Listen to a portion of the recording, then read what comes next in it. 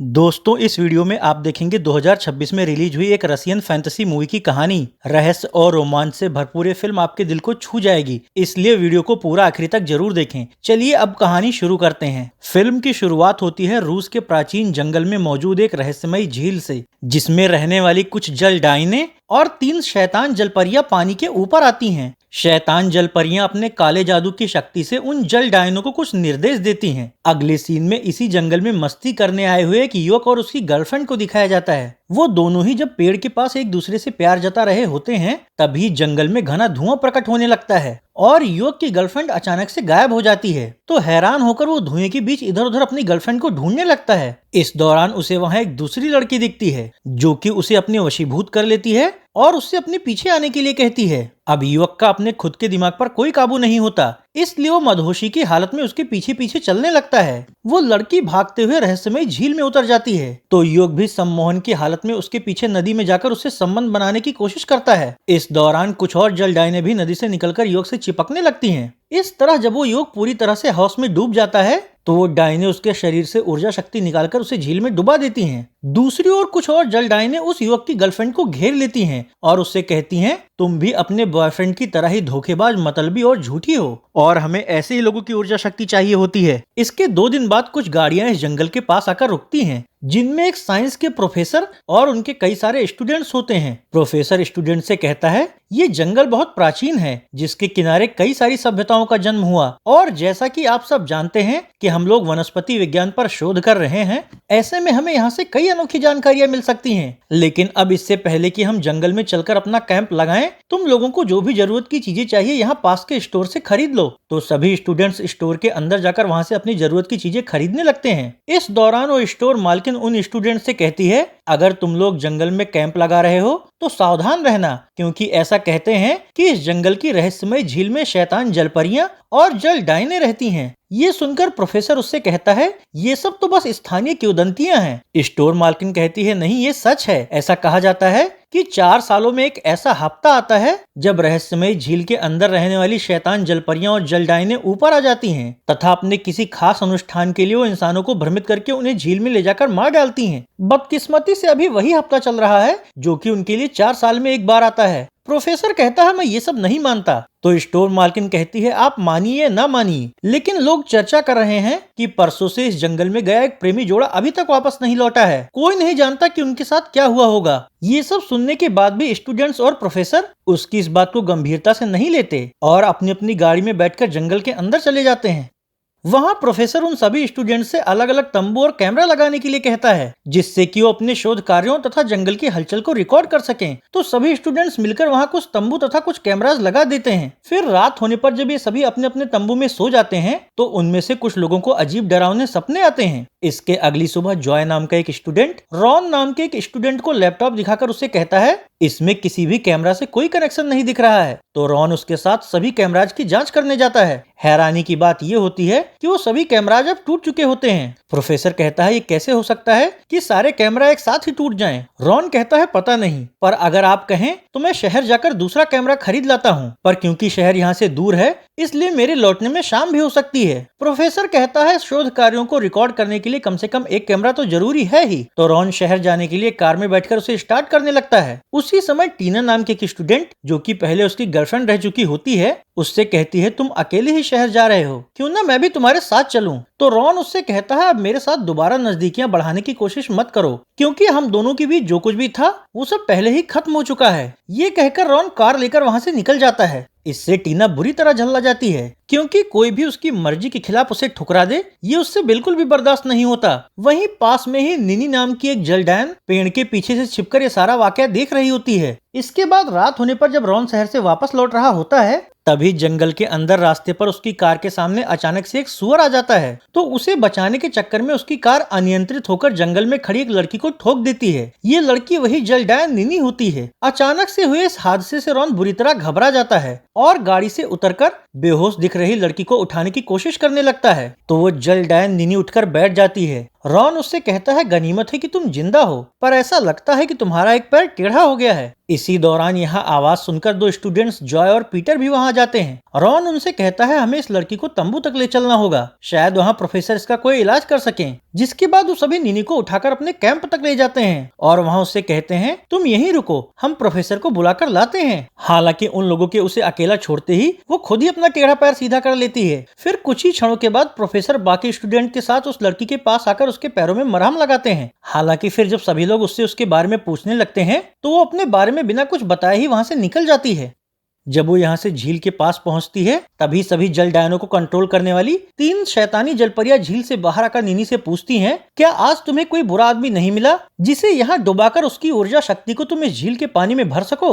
निनी कहती है, मुझे एक बुरा आदमी दिखा था जो कि रहमदिल नहीं लग रहा था। उसने एक लड़की को दुख पहुँचाया। मैं उसका शिकार करने के लिए उसे यहाँ लाने ही वाली थी कि तभी उसकी कार से मुझे टक्कर लग गई। इस पर एक शैतानी जलपरी उससे कहती है, हमें इस झील में ज्यादा से ज्यादा आदमियों की ऊर्जा शक्ति भरने की जरूरत है, इसलिए जितनी जल्दी हो सके उतनी जल्दी पापी आदमियों की आत्मा की ऊर्जा से इस झील को भर दो, क्योंकि हमारे अनुष्ठान के लिए खास हफ्ता बीतने में बस अब कुछ ही दिन शेष रह गए हैं। ये निर्देश देने के बाद जब वो तीनों जलपरियां झील के अंदर चली जाती हैं तभी जल डायनों में से डेजी नाम की एक जल डायन जो कि निनी की दोस्त भी होती है उसके पास आकर उससे कहती है, बहन अभी तुम कहाँ जा रही हो? निनी कहती है, वही करने जो शैतान जलपरियां हम डायनों से करवाती हैं।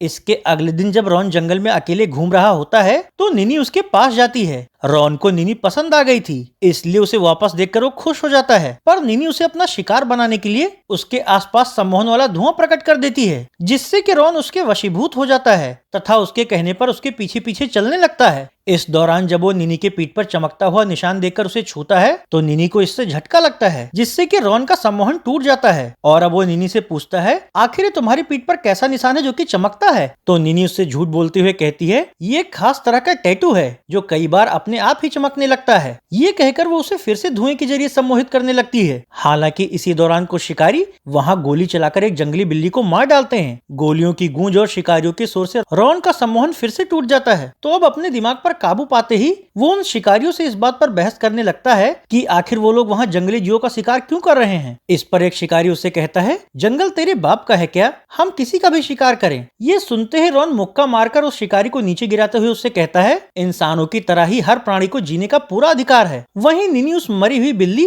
तथा इस पूरे घटनाक्रम को ध्यान से देख रही होती है। इसी दौरान बाकी के शिकारी रॉन से उलझने लगते हैं लेकिन उन शिकारियों का बॉस उन्हें ऐसा करने से रोक देता है और रॉन को चेतावनी देते हुए उससे कहता है, आज के बाद हमारे काम में दोबारा कभी टांग मत अड़ाना। फिर उन शिकारियों के जाने के बाद जब रॉन निनी के साथ वहाँ से कुछ आगे बढ़ता है तो निनी उससे कहती है, आखिर तुम उतने छोटे से जीव के लिए उन शिकारियों से अकेले क्यों लड़ रहे थे? रॉन कहता है, कोई भी जीव छोटा या बड़ा नहीं होता, जान तो सब में होती है और इसलिए सभी जीवों को जीने का बराबर अधिकार होना चाहिए। निनी रॉन की इन संवेदना भरी बातों से बहुत प्रभावित होती है। इसके बाद रॉन उसे अपने साथ एक पेड़ पर बिठाकर उससे कहता है, इस जंगल की अपनी अलग दुनिया है, सोचो अगर यहाँ पेड़ और जीव ही नहीं रहेंगे तो जंगल का क्या अस्तित्व रह जाएगा। ये सुनकर निनी उससे कहती है, अगर तुम इतने ही संवेदनशील हो और हर किसी की परवाह करते हो तो फिर तुमने उस लड़की टीना को क्यों दुखी किया? रॉन कहता है, ये तुम्हारी गलतफहमी है, दरअसल पहले वो मेरी गर्लफ्रेंड हुआ करती थी पर वो बहुत ही मतलबी है, इसलिए ही मैंने उससे रिश्ता खत्म कर दिया था। आखिर ऐसे इंसान से रिश्ता रखकर क्या मिलेगा जो आपकी तकलीफ ही न समझे। रॉन की इन बातों से निनी को एहसास होता है कि वो रॉन को बुरा इंसान समझने की गलती कर रही थी और रॉन तो एक नेक दिल इंसान है। फिर रॉन उससे कुछ और अच्छी बातें करके उसे हंसाता है जिससे कि निनी को बहुत सुखद एहसास होता है और वो भी रॉन को पसंद करने लगती है, पर वो अभी भी उसे अपने बारे में कुछ नहीं बताती और यहाँ से रहस्यमय झील पर वापस चली जाती है जहाँ सभी जल डायने बाहर निकलकर आराम कर रही होती हैं। जहाँ निनी डेजी से कहती है, जब से हम सभी इस झील में डूबकर जल डायने बनी हैं तब से हमें खुशी महसूस ही नहीं होती थी, लेकिन अब मैंने महसूस किया है कि अच्छे बिताए गए पल फिर से हमें खुशी का एहसास दिला सकते हैं। इस पर बाकी डायने उससे कहती हैं, लेकिन सबसे अजीब बात यह है कि हम में से किसी को भी ये याद नहीं है कि जब हम इंसान थे तो कौन थे और कहाँ रहते थे। हमें तो ये भी नहीं याद है कि आखिर हमें झील में कूदकर मरे ही क्यों। डेजी कहती है, हाँ, हम लोगों को तो अब बस यही पता होता है कि हमें इंसानों का शिकार करके उनसे बदला लेना है तथा उनकी ऊर्जा शक्ति को इस झील में भरते जाना है। इसके बाद रात होने पर जल डायने अपना काम शुरू कर देती हैं, जिसमें कि एक जल डायन एक तंबू के पास सम्मोहन वाला धुआं फैला देती है जिससे कि उसके सामने खड़ा हुआ एक स्टूडेंट उस डायन के वशीभूत होकर उसके पीछे जाने लगता है। वहीं से थोड़ी दूरी पर बैठे हुए रॉन को कहीं से कोई आवाज सुनाई देती है तो वो टॉर्च लेकर उस ओर जाने लगता है। अब उसे अकेला देखकर कुछ जल डायने उसे भी सम्मोहित करने लग जाती है। जब डेजी ये देखती है तो झील के किनारे जाकर निनी को इस बारे में बताती है। निनी उससे कहती है, रॉन एक अच्छा इंसान है इसलिए मुझे उसे बचाना होगा। ये कहकर कहकर वो झील से एक खास तरह का पत्थर निकालती है और उसे लेकर जंगल में उस जगह चली जाती है जहाँ डायने रॉन को सम्मोहित करके उसके अंदर वासना जगा रही होती हैं। वहाँ निनी उन डायनों से कहती है, बहनों तुम लोग जानती हो ना कि ये मेरा शिकार है, इसलिए तुम लोग इसे छोड़कर किसी और को जाकर पकड़ो। इसलिए वो सब उसे छोड़कर चली जाती हैं। उनके जाते ही निनी रॉन को थप्पड़ मारकर उसका सम्मोहन तोड़ती है और फिर उसके हाथ में खास पत्थर रखते हुए कहती है, इसे हमेशा अपने पास रखना। तो सामान्य हो चुका रॉन उससे पूछता है, तुम यहाँ कब आई और ये पत्थर किस लिए है? इस पर निनी जल्दी से उसे एक चट्टान के पीछे छिपा देती है। हालांकि फिर वो जैसे ही झील की ओर जाने के लिए कुछ कदम चलती है, वैसे ही उस पर नजर रखने वाली तीनों शैतान जलपरियां अपने काले जादू से उसे हवा में लटकाते हुए उससे कहती हैं, शायद तुम ये भूल रही हो कि जल डायनों का सिर्फ एक ही काम होता है। निनी कहती है, नहीं मुझे याद है, अनुष्ठान के लिए हमें इस हफ्ते की आखिरी रात तक झील में ज्यादा से ज्यादा इंसानों को मारकर उनकी ऊर्जा शक्ति को उसे झील में भर देना है। तो एक जलपरी उससे कहती है, फिर आखिर तुमने अब तक उस आदमी को अपना शिकार बनाकर उसकी ऊर्जा शक्ति क्यों नहीं निकाली? निनी कहती है, क्योंकि वो कोई बुरा इंसान नहीं है। इससे भड़ककर वो जलपरियां उसके दिमाग में इंसानों के लिए नफरत भरते हुए कहती हैं, सभी आदमी बुरे ही होते हैं, तभी तो तुम्हें अपनी जान देनी पड़ी थी।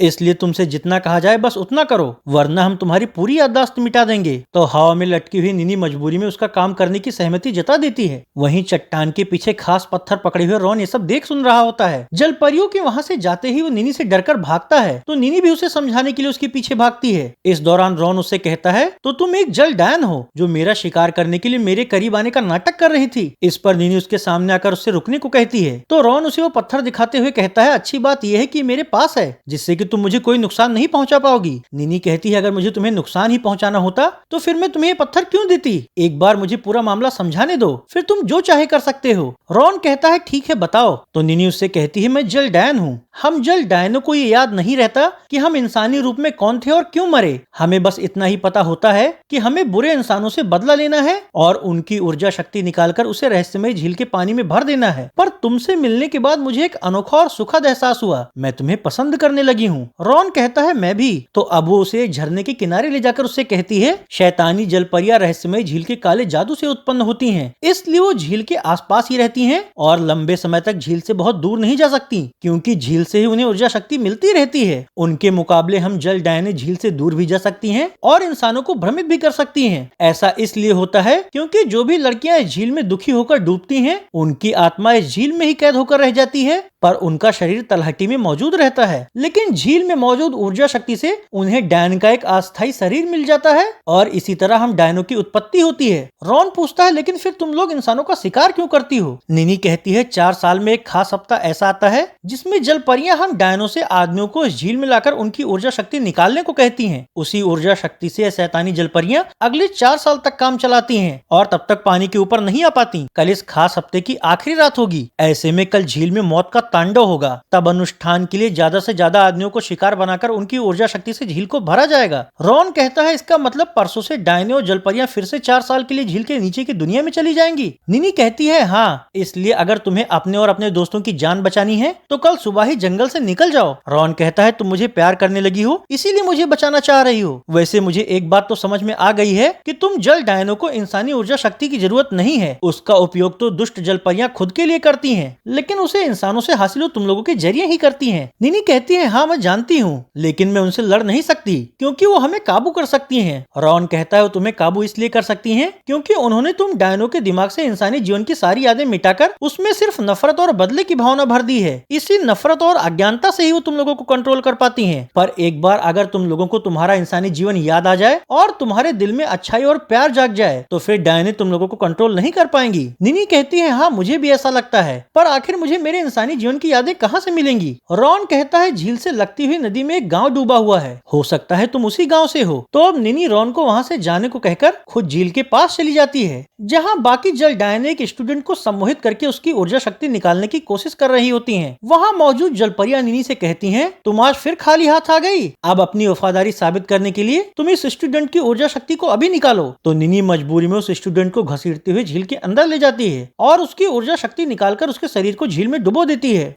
इसके अगले दिन रॉन अपने एक दोस्त को खास पत्थर देकर उसे कहता है, यहाँ सच में जल डायने हैं, इसलिए अगर यहाँ कहीं भी निकलो तो इस पत्थर को अपने पास ही रखना। दूसरी ओर निनी झील में नीचे उतरकर नदी की ओर जाती है, जहाँ गहराई में उसे एक डूबा हुआ गाँव दिखता है। निनी उस गाँव के एक एक घर में जाती है, जिसमें से एक घर के अंदर उसे वो लॉकेट मिलता है जिसे वो जिंदा रहने पर पहना करती थी। उसे देखते ही उसको मरने से पहले का अपना सारा जीवन याद आ जाता है, जिसमें कि वो एक बहुत खुशहाल लड़की हुआ करती थी। लेकिन जिस लड़के से उसने प्यार किया, उस लड़के ने उसे किसी दूसरी लड़की के लिए धोखा दे दिया। इससे उसका दिल टूट गया और दुखी होकर वो झील के किनारे चली आई, जहाँ दुष्ट जलपरियों ने उसे बहलाया कि इस झील में कूदने से वो अपनी सारी बुरी यादें और दुख दर्द भूलकर धोखेबाज मर्दों से बदला ले सकती है। इसी वजह से उसने झील में कूदकर आत्महत्या की। तो अब अपना सच जानने के बाद निनी के अंदर जीवन की चाहत जाग जाती है। इस बारे में वो डेजी को भी बता देती है। हालांकि तभी तीनों जलपरियां निनी के सामने आती हैं, पर इस बार निनी उनसे कहती है, मुझे अपनी जिंदगी याद आ गई है और मेरे दिल में जीवन की चाहत और प्यार भी जाग चुका है, इसलिए अब से तुम तीनों मुझे अपने काबू में नहीं कर पाओगी। मुझे ये भी पता चल गया है कि तुम तीनों जिंदा दुखी लड़कियों को बहला फुसलाकर उन्हें झील में कूदने पर मजबूर करती हो, ताकि उनके डायन बनने पर तुम उनका इस्तेमाल कर सको। लेकिन आज से मैं तुम्हारे लिए किसी इंसान का शिकार नहीं करूंगी, क्योंकि ऊर्जा शक्ति की जरूरत तुम जल परियों को होती है, ना कि हम जल डायनों को। अपना सच सामने आ जाने से वो तीनों बुरी तरह तिलमिला उठती हैं। अब क्योंकि आज खास हफ्ते का आखिरी दिन होता है, इसलिए कैंप के सभी आदमियों को अपना शिकार बनाने और निनी तथा रॉन से छुटकारा पाने के लिए दुष्ट जल परियां एक खतरनाक योजना बनाती हैं, जिसके तहत पहले वो एक डायन को निनी के रूप में रॉन के पास भेजती हैं और बाकी डायनों को शिकारी और उसके आदमियों के पास। रॉन को लगता है सच में निनी उसके पास आई है, इसलिए उसे अपने करीब आते देखकर वो उसके साथ अपने तंबू में चला जाता है। वहीं दूसरी ओर जलपरियां असली निनी से कहती हैं, तुम्हें रॉन पर बहुत यकीन था ना, जाओ जाकर देखो, वो भी बाकी मर्दों की तरह ही धोखेबाज है। तो निनी रॉन के तंबू के पास जाती है, जहाँ रॉन को अपने वश में कर चुकी एक डायन उससे संबंध बना रही होती है। निनी को देखते ही वो रॉन को निर्देश देती है कि बाहर आई उस लड़की को भगा दो। तो सम्मोहित हो चुका रॉन निनी को वहाँ से भाग जाने के लिए कहता है। इससे बेचारी निनी दुखी होकर वहाँ से जाने लगती है। लेकिन फिर जब वो आखिरी बार पीछे मुड़कर देखती है, तो इस बार डायन अपने टीना वाले रूप में आकर रॉन को किस करने लगती है। निनी ये सब चालबाजियां नहीं समझ पाती, उसे तो यही लगता है कि रॉन उसके साथ धोखा कर रहा है, इसीलिए रोते बिलखते हुए झील की तरफ जाने लगती है। पर तभी रास्ते में कुछ शिकारी उसे घेर लेते हैं और कहते हैं, हमने सुना है तुम कोई डायन हो जो हमारे साथियों को गायब कर रही है। इस पर निनी उनमें से एक को धक्का देकर अपने सामने से हटाने लगती है, तो दूसरा शिकारी उसे गोली मार देता है। इससे पहले से ही दुखी निनी बुरी तरह भड़क जाती है और अपने डायन वाले रूप में आकर वो एक एक को मार डालती है। वहीं जलपरियां जंगल में जगह जगह आदमियों की तलाश कर रही होती हैं, लेकिन रॉन का दोस्त पत्थर की वजह से उनसे बच जाता है। बचने के बाद वो रॉन को इस बारे में बताने के लिए उसके तंबू के अंदर जाता है, जहां वो रॉन की सफेद आंखें और एक डैन को वहां देखकर उसे होश में आने के लिए कहता है। लेकिन डैन रॉन से उसे मार डालने को कहती है। हालांकि अब इससे पहले कि रॉन उसे मार पाता, वो उसे खास पत्थर को दिखा देता है, जिससे कि रॉन के ऊपर का सम्मोहन टूट जाता है। सामान्य होते हुए टीना की पीठ देखता है, जिस पर कि उसे डायनो वाले निशान दिखते हैं। इससे हैरान होकर उससे पूछता है, क्या तुम भी जलपरियों के झांसे में आकर डायन बन गई हो? निनी कहती है, हाँ, क्योंकि मुझे तुम्हारा दिल तोड़ के तुमसे बदला लेना था, और जिस निनी से तुम बहुत प्यार करते हो उसका दिल मैंने तुमसे इस तरह तोड़वा दिया है कि वो अपने डायन वाले वजूद को भी नष्ट कर देगी। दूसरी ओर तीनों जलपरियां दुखी निनी को भड़काते हुए उससे कहती हैं, देखा तुमने, रॉन भी बाकी मर्दों की तरह ही धोखेबाज है। चलो झील के अंदर तुम्हारे इस डायन वाले स्वरूप को भी नष्ट कर दें, इससे तुम्हें कोई भी गम या दुख महसूस नहीं होगा, और तुम्हारे खत्म हो जाने से तुम्हारा वो धोखेबाज प्रेमी भी पूरी जिंदगी पश्चाताप की अग्नि में जलता रहेगा। तो दुखी निनी इसके लिए तैयार हो जाती है, जिसके बाद वो तीनों निनी के डायन वाले स्वरूप को नष्ट करने के लिए उसे अभिमंत्रित करके झील के अंदर डुबो देती हैं। अब क्योंकि आज आखिरी रात होती है, इसलिए सभी डायने स्टोर से लेकर सभी कैंप सम्मोहित करने वाला धुआं फैला देती हैं। इससे सभी लोग भ्रमित होकर अपने दिमाग से अपना नियंत्रण खोकर झील की तरफ बढ़ने लगते हैं। इधर तीनों जलपरियां कुछ डायनों के साथ मिलकर झील में मौजूद ऊर्जा शक्ति को नीचे भेजने का अनुष्ठान करने में लगी होती हैं। तभी रॉन पत्थर लेकर निनी को ढूंढते हुए वहां आता है और उन जलपरियों से कहता है, तुमने निनी के साथ क्या किया? कहाँ है वो? तीनों जलपरियां उससे कहती हैं, हमने अपनी चालाकी से उसका दिल तोड़वा दिया है। उसे लगा कि तुम भी धोखेबाज हो, इसलिए उसका दुख दूर करने के लिए हमने उसकी मर्जी से उसके डायन वाले शरीर को पिघलाने की प्रक्रिया शुरू भी कर दी है। अब तक शायद उसका शरीर पिघल भी गया होगा। इससे परेशान होकर रॉन उनसे कहता है, अगर ऐसी बात है तो मुझे भी झील के उस हिस्से में जाने दो। जलपरियां उसे वो जगह दिखा देती हैं, तो रॉन पत्थर गले में पहनकर झील की गहराई गहराई में उतरने लगता है। वहीं झील के ऊपर जलपरियां डायनो के साथ मिलकर सभी आदमियों और औरतों को सम्मोहित करके उनकी ऊर्जा शक्ति निचोड़ने का अनुष्ठान जारी रखती हैं। जबकि इधर झील के तली में पहुंचने पर रॉन देखता है कि निनी का डायन वाला शरीर भी पूरा पिघल चुका है। इससे दुखी होकर वो निनी को पुकारने लगता है तो निनी की दुखी आत्मा, जो कि हमेशा के लिए वहां कैद होने वाली होती है, उसके सामने आती है। रॉन उसे बताता है कि वो उसे बहुत प्यार करता है और उसने जो कुछ भी देखा